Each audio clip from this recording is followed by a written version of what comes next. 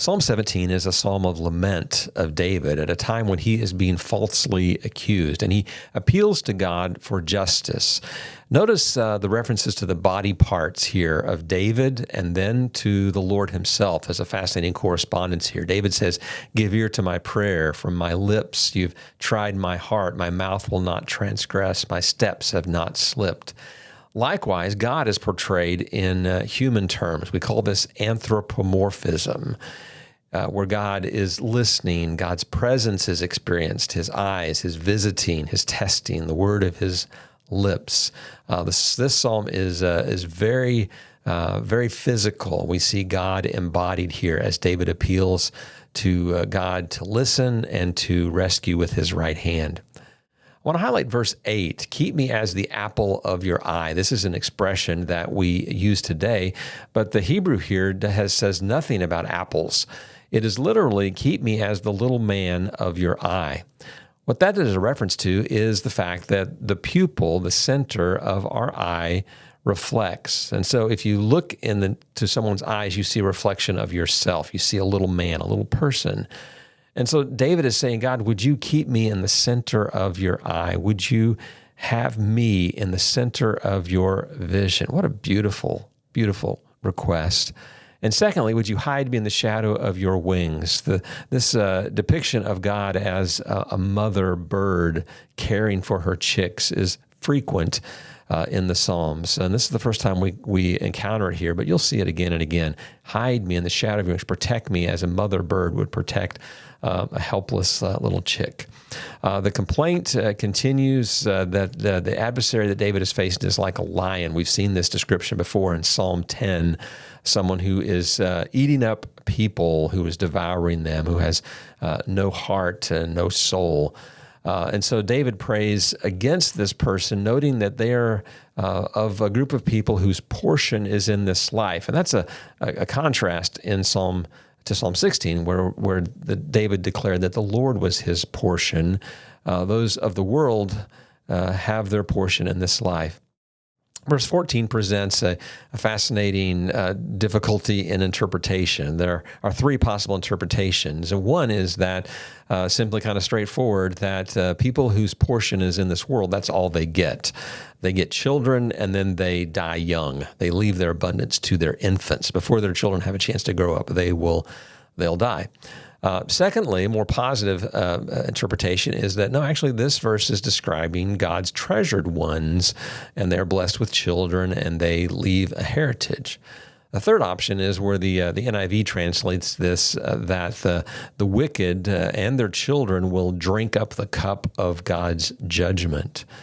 So I suppose all three of those interpretations are true, but it's just a fascinating way of looking at a verse that has some difficulties in interpretation, and there are three different ways to look at it. Maybe they're all true. Maybe that vagueness is intentional.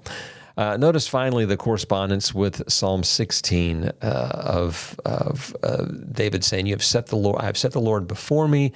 Psalm 17 ends in really the same way, that I shall behold your face in righteousness, and when I wake up, I'll be satisfied with you. We notice also, just from the lens of the editor, that Psalm 17 corresponds to Psalm 22. These are both laments, and that there is a mini theme going here of Psalms 15 through 18 of God's presence, which leads us to Psalm 18, where God literally shows up. Krieghauser calls it a theophany, a manifestation of God. Now, this is actually 2 Samuel 22, the entire chapter, repeated here in its entirety. And it amounts to essentially a testimony of David. This is his story. This is the summary of his life, if you will. And it is when a theophany is when God shows up for David's behalf. Now, it's classified by some as a royal psalm because David is speaking here as king, also a psalm of thanksgiving. We have a lengthy superscription here that corresponds to the text in 2 Samuel 22, seems to be a summary of David's life as he comes to the end of it. It begins very dramatically. "I love you, O Lord, my strength." That's only twice in the Psalms does the psalmist say, "I love you," here and in Psalm 116. And he begins to describe God in 7 attributes: my strength, my rock, my fortress, my deliverer, my rock in whom I take refuge, my shield, the horn of my salvation, my stronghold. The number 7 suggesting completeness. God, you are all of these things completely. He calls upon the Lord and he is saved. That's the summary statement of David's life. I called, you answered, and saved me. He describes himself as if he were drowning, and this makes us think of Jonah, and Jonah, in fact, uses some of the same language in his prayer from the belly of the fish. David is drowning, and he calls out to God, and God answers. God shows up in a big way. We have description here of seismic and meteorological phenomena: earthquake, thunder, volcano, lightning, heavy rain, dark clouds, hail, coals of fire, even some anthropomorphism. God's nostrils, his mouth, his feet are depicted here.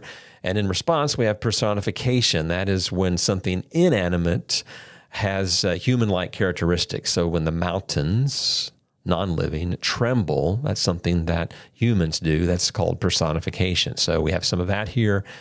We have a cherub, God riding on a cherub. Cherubs were angelic beings. They were represented on the Ark of the Covenant. They're winged beings. They're considered to be throne angels, guardians of the Garden of Eden.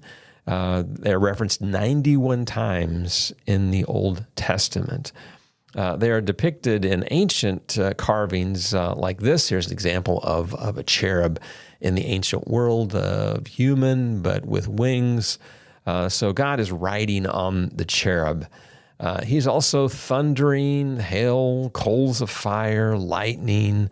The channels of the sea were seen. Makes us think of the Red Sea. David didn't witness that, but that may be what he has in mind here. Again, God's anthropomorphism, his voice, the breath of his nostrils, and God specifically then draws David out. He sent from on high, he took me, he drew me out of many waters. And that's a metaphor that we see throughout Scripture, whether it's Moses, whose name means drawn out, or Israel passing through the Red Sea, or Jonah plucked out of the belly of the whale, drawn out of certain death, Peter walking on water, lifted up by Jesus, and even our own baptism. It's a metaphor of death to life. David identifies with that, and he is not only brought out of the waters, but he is brought out to a broad place, to freedom. And David says that his salvation was rooted in his own righteousness, in his own integrity. Now, David is not saying he was perfect. Obviously, he was not. But he is saying overall, if you look at David's life, he was a man who strove to follow God and to be blameless before him, and he sees that God has rewarded that. In fact, that leads us to the center of this psalm, verses 25 through 27, which says that essentially God is just and God is fair. God treats us as we treat him. And this is what we might call the lex talionis, the law of retaliation, that to the merciful God shows mercy. The blameless, he's blameless. And to the crooked, he's gonna seem crooked. He's gonna seem shrewd. The general statement here, the summary statement, I think, is in verse 27. God saves a humble people, but the haughty, the proud, you bring down. David's testimony continues, specifically related to help in battle. We have battle language here of David running against a troop, having his way lit up in the darkness, leaping over walls. The Word of God specifically highlighted here, its perfection, its truth. God is a shield. Witness its reference to some previous psalms. That God is a rock. There's no one quite like him. He equips David with strength for the battle. He can run like a deer. He's secure on the heights. His hands are strong. He can bend a bow of bronze. He describes here God's support of him. I love verse 35, the way the NIV translates it. That is the NIV 84. You stoop down to make me great. Can't help but think of Jesus there and the humility of God stooping down to lift us up. Again, a wide place, steady feet that pursue enemies, that thrust them through, that push them underneath David's feet. He made his enemies retreat before him. And David says, I beat them as fine as dust. I beat them completely. Psalm 2 seems to be echoed here in these verses where David was promised, the Messiah was promised, the Anointed One was promised to possess the earth and break the nations with the rod of iron. We see echoes of that here. And then finally, we return back to our original theme. God is the rock. God is David's salvation and the one who has saved him from his enemies. And so we have this chiastic structure of this psalm bookended by this reminder of God as David's rock, salvation, and rescuer.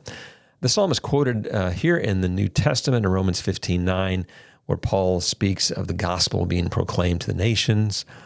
And Psalm 50, verse 50 rather, of this psalm reminds us of the promise of a Messiah, because Jesus is the offspring of David, the Christ, the Anointed One. And in this psalm, the military becomes missionary, as Paul interprets this not as, hey, we are to conquer the world militarily, but with the good news of the gospel. So in summary, Psalm 18, a personal testimony of David that reminds us theologically that God is a God who shows up to save. He keeps his covenant. He's faithful and just. The editor placed this psalm almost in the middle of Book 1, the story of David's life. Most of the psalms of Book 1 are psalms of David, so that's an appropriate place. The psalm also, I think, points us to Jesus as the one who stooped down to make us great, and that this great salvation needs to be shared with the nations. And hopefully this psalm is your psalm as well, a psalm of thanksgiving for the way that God has shown up dramatically to save each one of us.